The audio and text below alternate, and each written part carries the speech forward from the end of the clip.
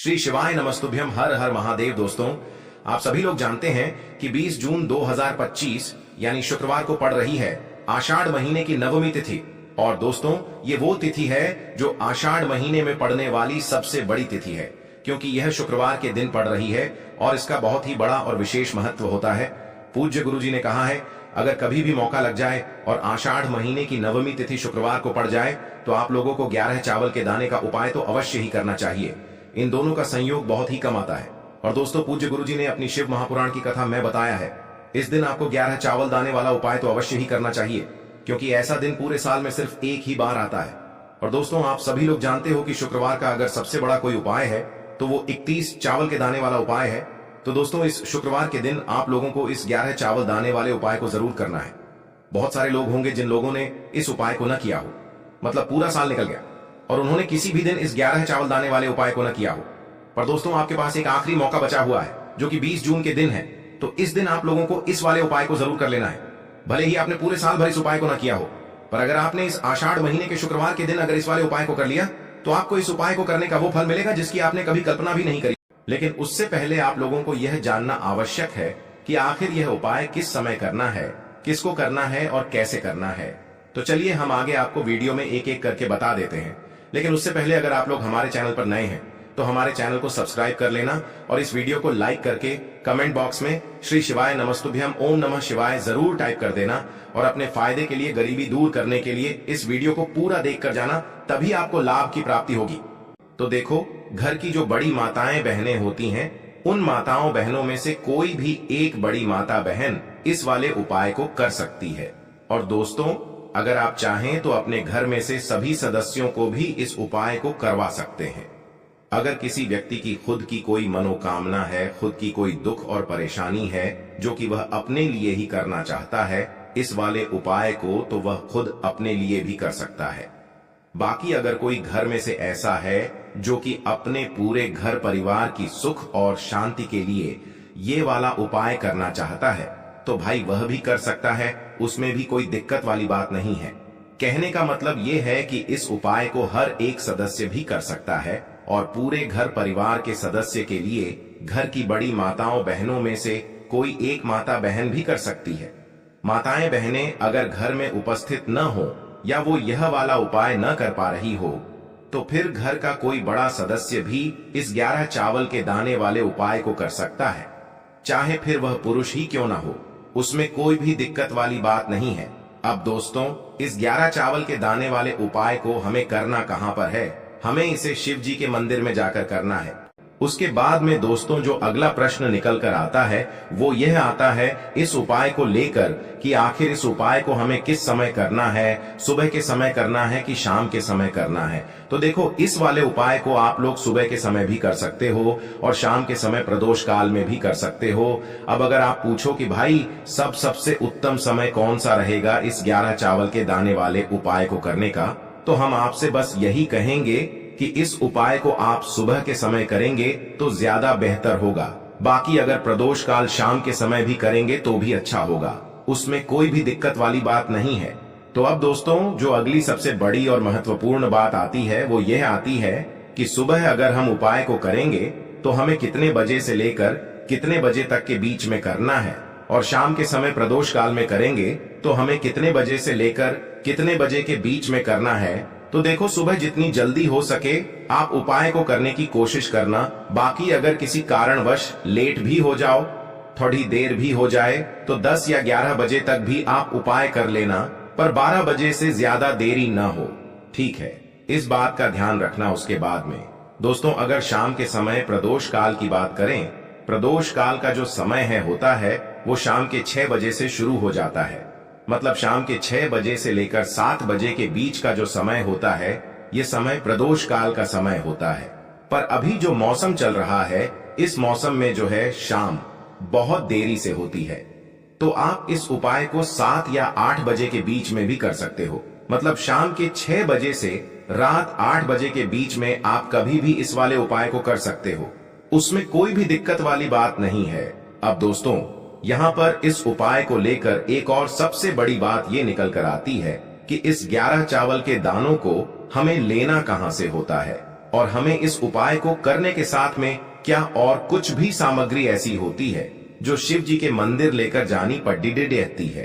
तो देखो यहाँ पर हम आपको बता दें, सबसे पहले आप लोग ये जान लो कि यह जो 11 चावल के दाने वाला उपाय है, सिर्फ और सिर्फ आप उपाय की सामग्री लेकर कभी भी शिव जी के मंदिर मत जाना, क्योंकि हमें भगवान के सामने यह नहीं दर्शाना है कि अगर हम भगवान शिव जी के मंदिर आए हैं तो अपने फायदे के लिए आए हैं। तो इसलिए जो भी पूजन सामग्री है उपाय सामग्री है। 11 चावल के दाने, इसके साथ में आपको पूजन सामग्री भी जरूर लेकर जाना है। देखो, अगर सुबह के समय उपाय कर रहे हो तो सीधी सी बात है, 1 लोटा जल तो आप लेकर जाओगे ही जाओगे। वही 1 लोटा जल अगर मिट्टी का जल हो तो बहुत अच्छा रहेगा। मिट्टी का जल कैसे बनाया जाता है, इसके लिए हमने पहले से बहुत सारी वीडियोस बना दी है। आपके पास इस दिन एक आखिरी मौका रहेगा मिट्टी का जल शिव जी पर चढ़ाने का और उपाय को करने का। बहुत बड़ा आपको इस दिन फल मिलेगा। तो इसलिए इस दिन हो सके तो भाई मिट्टी का जल चढ़ाना, तो अपने साथ में कम से कम 1 लोटा जल तो आपको लेकर जाना ही जाना है। अगर मिट्टी का जल नहीं है तो घर का जल भी आप इस्तेमाल कर सकते हो। इसके अलावा जो भी पूजन सामग्री है, देखो 11 चावल के दाने ये अलग आपके रहेंगे और जो आपकी पूजन सामग्री रहेगी वो अलग रहेगी। पूजन सामग्री में आप जो भी चीज लेकर जाना चाहे वो लेकर जा सकते हैं, उसमें कोई भी दिक्कत वाली बात नहीं है। वहीं अगर हम बात करें शाम के समय की, तो शाम के समय शिव जी पर जल नहीं चढ़ता है। इसीलिए शाम के समय आप लोग एक दीपक तैयार कर लें, जो कि गोल बत्ती का, आटे का, शुद्ध देसी गाय का घी का होगा, है ना। इस बात का आप लोगों को ध्यान रखना है और इस दीपक को आपको घर से जलाकर नहीं लेकर जाना है, भगवान शिव जी के मंदिर में जाकर ही जलाना है। इस बात का भी आप लोगों को ध्यान रखना है। अब दोस्तों, यहाँ पर हमें इस बात को समझना है कि यह 11 चावल के दाने हमें लेना कहां से है।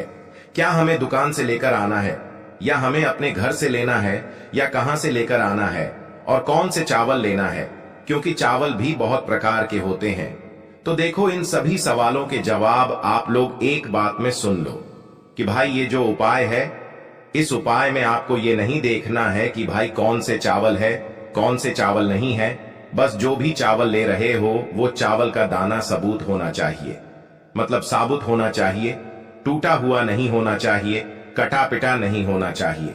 ये बात आपको ध्यान रखना है। बाकी आपका चावल बासमती हो या सादा चावल हो या कोई सा भी चावल हो, उसमें कोई भी दिक्कत वाली बात नहीं है।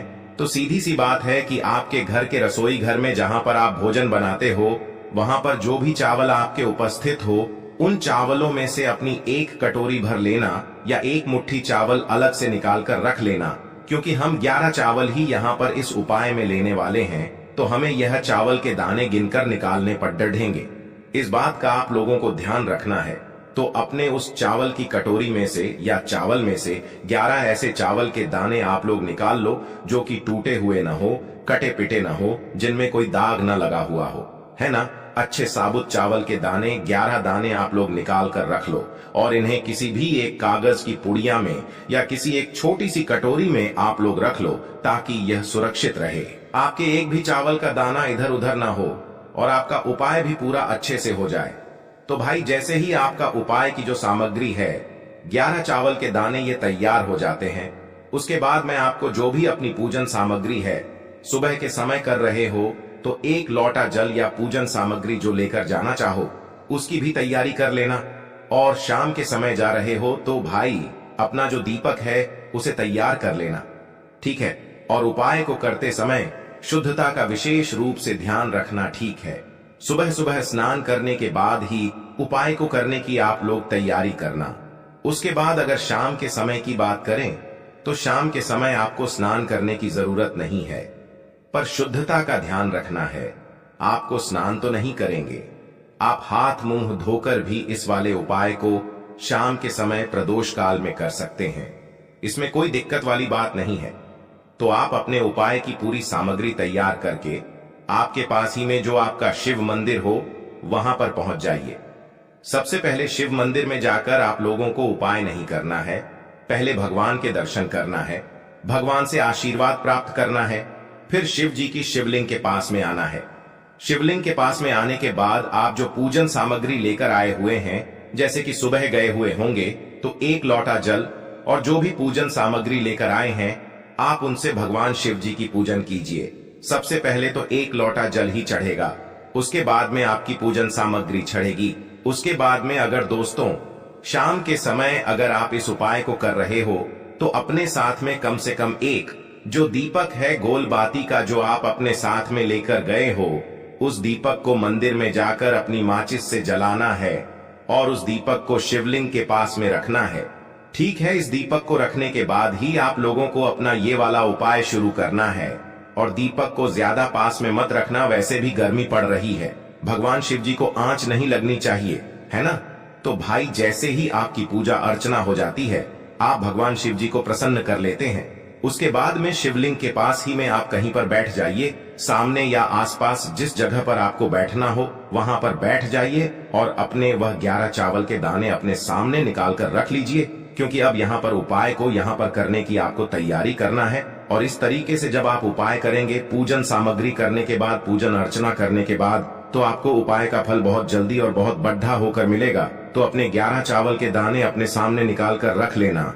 और यह जो उपाय है यह आपकी सीधे हाथ की हथेली से होगा, इसलिए इस बात का भी विशेष रूप से ध्यान रखना है। तो सीधे हाथ की हथेली का प्रयोग करके ही आप लोग अपना इस वाले उपाय को करना। अपने सामने जो भी आपकी कागज की पुड्डियां है उसको खोल कर रख लो, या कटोरी है तो भाई उसे अपने सामने रख लो और अपने वह 11 चावल के दाने निकाल लो। ठीक है, उसके बाद में दोस्तों अब आपको क्या करना है कि शिवलिंग आपके सामने होगी, तो आपने वह 11 चावल के दाने एक एक करके आपको शिव जी के शिवलिंग के ऊपर चढ़ाना है।